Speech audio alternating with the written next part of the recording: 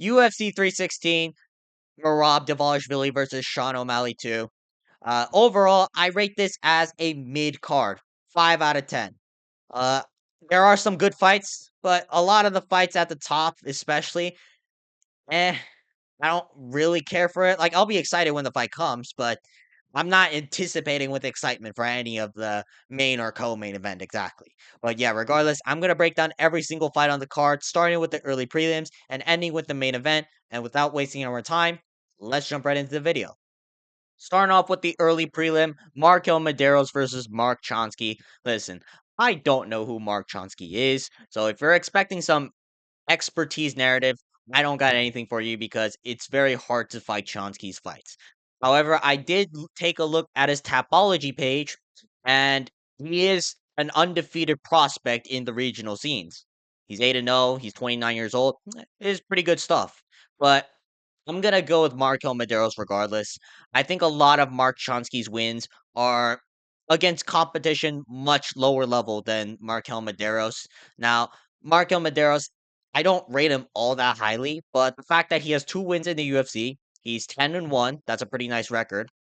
And the fact that he hasn't lost yet in the UFC tells me that this guy is much better than a lot of the guys that Mark Chonsky's fighting who are like 8-7 or 2-8. So I'm gonna go with Markel Medeiros bare minimum to win this a 29-28 decision. Like maybe Chonsky has some success in the early rounds, you never know. But by rounds 2 and 3, I think the experience of Markel Medeiros will take over, and Medeiros should win this at bare minimum 29-28. All right, moving on. Quinlan Salkild versus Yanal Ashmuz. I don't like the fact that Quinlan Salkild is a minus 455 favorite. I think Yanal Ashmuz is very disrespected in this matchup. And I gotta say, after watching Ashmuz's fight against Trevor Peak, he's pretty nice with it. He can like pull you in and either shoot a takedown or just counter off the back foot. However, I don't think that game is gonna work with Quinlan Salkild. Quinlan Salkild, he is not only I'd say what 4 inches taller than Yanal Ashmuz, but also his arms are 7 inches longer than that of Ashmuz. I think if Ashmuz is gonna come with his hands down, like trying to pull you in for like a overhand right type of game, I don't think that's gonna work against Quinlan Salkild, who's very technical and he's a lot longer than Yanal Ashmuz. The question I have is whether or not Ashmuz can take down Quinlan Salkild, but I don't think Ashmuz is gonna have much success considering Salkild. He's very nice with it in the jiu-jitsu, and while Ashmuz does have a wrestling game, I don't see that extensive of a jiu-jitsu game where he can definitively control his opponent or possibly submit them. Like throughout the whole fight with Trevor Peak not the best defensive wise grappling, but Yanal Ashmuz couldn't really do anything other than hold him down against the canvas. So I'm gonna go with Quinlan Salkild. Even if he gets taken down, he's probably gonna spring back up and then just start piecing up Jan Ashmus on the feet. He also carries some power too, so I wouldn't be surprised if this ends with a knockout. So I'm gonna go with Quinlan Salkild, KO by the second or third round. Moving on, Jekka Saregi versus Ju Sang Yu. I'm gonna go with Ju Sang Yu.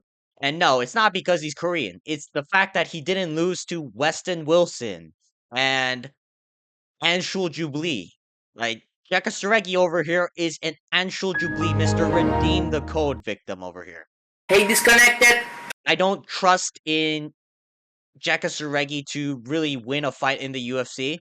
If he gets in the ground, he doesn't know what he's doing. And on the feet, like, yeah, he's wild, but it's not like he's really flattening out everybody. Like, again, he hasn't had a win at UFC level competition. So I'm gonna go with Chu Sang Yu. As long as he's not worse than Anshul Jubilee or Weston Wilson, I think that Ju Sang Yu should win this fight however he wants. All right, moving on to Ariane da Silva versus Wang Kong. I'm gonna go with Wang Kong. Now, I watched both of their last fights that they won. Not gonna lie, Ariane da Silva looked very slow, and that was a primary striking match with Casey O'Neill, who I don't really rate all that highly. Wang Kong, She had a bit of a boring performance against Bruna Brazil, but I think I'm still gonna go with Wang Kong because again, she's kind of on a streak. Like not really. Like she just got fraud checked 2 fights ago. But based on what I'm seeing in her fights, I think Wang Kong, she's good. Now I do say Ariane De Silva, she kind of fine, so I would be rooting for her. But unfortunately, I can't really see a world where she wins. On the feet, I think Wang Kong's faster, and it's not like this fight's gonna really hit the ground. And even if it does, are we confident that Ariane De Silva can out-grapple Wang Kong? De Silva is known for getting ragdoll against anybody who's good at shooting takedowns. So I'm gonna say that Wang Kong will comfortably outstrike Ariane De Silva 29-28. Maybe there's a KO, but again, most of her fights do go to decisions. She is pretty technically good though, so I do think she's gonna definitively win at least a 29-28 decision. All right, now on to the prelims. Chaos Williams versus Andreas Gustafsson. Based on what I've seen from Andreas Gustafsson, he's a very aggressive fighter. He loves to swing meaty hooks in the pocket. He loves to get in your face, and he's trying to knock you out. But if you're gonna play that game with Chaos Williams, I don't think you're gonna survive because Chaos Williams does the same thing, but a lot more refined in my opinion. A lot of the time, Andreas Gustafsson, he's just throwing wild shit. But Chaos Williams, he can actually set things up, and unless you're like really disciplined on the feet, it's hard to outstrike Chaos Williams. Like, I know he lost to Gabriel Bonfim, but I think Gabriel Bonfim's really good. And the way that Gabriel Bonfim won, like, it was like, oh shit, this guy's a legitimate future top 15 contender. I think Chaos Williams is probably going to knock out Andreas Gustafsson in the first round. And keep in mind, a lot of Andreas Gustafsson's opponents, they don't really show that much opposition. They just kind of let Gustafsson win. And I think Chaos Williams is not going to be someone who's going to let Gustafsson win. And I think that Chaos Williams should be able to get this done by first or second round knockout. Moving on to the ultimate BMI challenge, Sergey Spivak versus Waldo Cortez Acosta. Now, I think Sergey Spivak is pretty good. He's king of the blobs. Like, if you're a blob, chances are you're losing to Sergey Spivak because he's a great fighter. I want to fight him. I don't think Waldo Cortez Acosta really knows what judo or clinching is. Like, yeah, he can shoot a double leg, and yeah, he can, like, box, but it's a very incomplete game of mixed martial arts. I think once Sergey Spivak hits the ground with Waldo Cortez Acosta, it's gonna be pretty hard for Waldo Cortez Acosta to do much of anything. I can see the arm bar being open for Spivak. I can see like arm triangle being open. Like any like mount based submission is open to Sergey Spivak in my opinion because I think Spivak he will probably ragdoll Cortez Acosta. And if the fight hits the ground, I see no chance for Cortez Acosta whatsoever. All right, up next we got Azamat Murzakanov versus Brenson Ribeiro. I'm gonna go with Azamat Murzakanov. Shocking. But I don't really trust Brenson Ribeiro to beat someone who's like as skilled as Azamat Murzakanov. And that's not a knock on Brenson Ribeiro. I just think that Azamat Murzakanov, compared to most light heavyweights, is actually really good. I can potentially see Azamat Murzakanov be like a top 10, maybe a top 5 contender if he actually fights more than once a year. But so far, Azamat Murzakanov, he's looked pretty solid in almost all of his fights. It is interesting if this fight were to take on the ground. Like, Brenson Ribeiro does have a submission game, but is this fight going to get to the ground? How good is Murzakanov's takedown defense? I'm banking on a possibility if I'm going with Brenson Ribeiro. Whereas I know that Azamat Murzakanov is better on the feet. So I'm going to say that Azamat Murzakanov should find the knockout shot in the second or third round of this fight. All right, moving on. Bruno Silva versus Joshua Van. Joshua Van, our Lord and Savior, future flyweight champion of the world, Joshua Van. I think he beats Bruno Silva. Don't get me wrong, Bruno Silva is really good, but out of all the ranked contenders in the flyweight division, I think Bruno Silva is the most beatable. Bruno Silva, if you watch a lot of his fights, he needs to mount a comeback in order to win. And it's not something like a Joshua Van. I know Joshua Van's a slow starter, but by rounds 2 and 3, he's like destroying his opponents unless you're Charles Johnson. They ask you how you are, you just have to say that you're fine when you're not really fine, but you just can't get into it because they would never understand. But Bruno Silva, a lot of his wins come from like comeback KOs.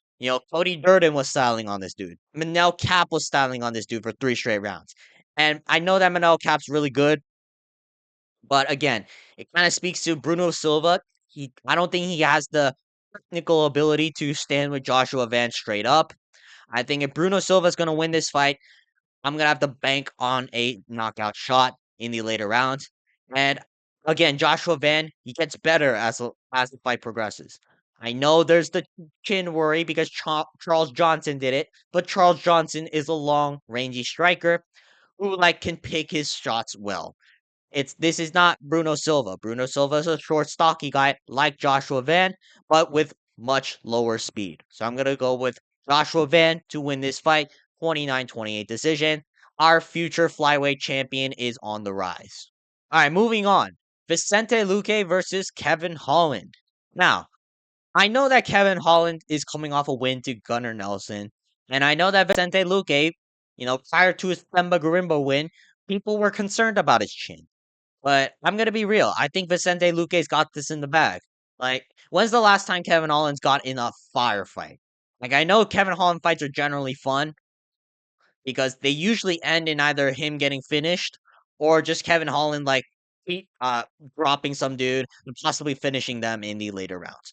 But Kevin Holland, he also likes to goof around a lot, and Vicente Luque is not someone you want to goof around a lot with.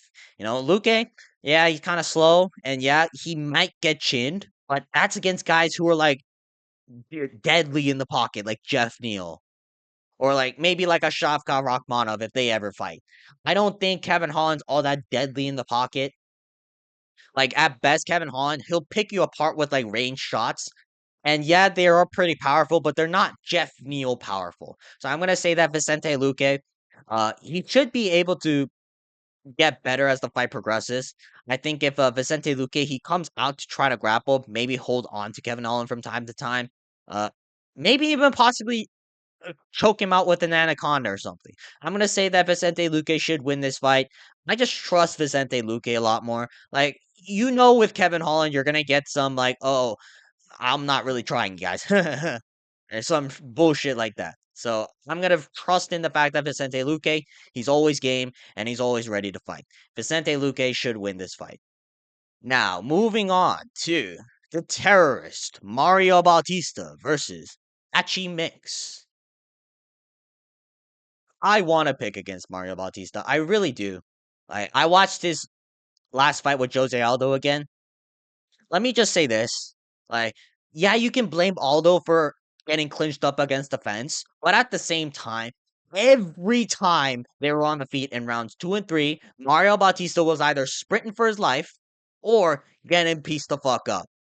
And the fact that Mario Bautista, the way he won was by clinching someone up against the fence, not even throwing knees to the thigh. I know that he was doing that earlier in the fight, but as the fight progressed, all Bautista did was try to hold Jose Aldo up against the cage. So I'm going to say that Mario Bautista, I hope he loses this fight, but I don't think he's going to because I think he matches up very well with Patchy Mix. Patchy Mix, I will be rooting for you, but based on what I've seen in his last fight with Magomedov, I don't think you have the tools to beat Mario Bautista.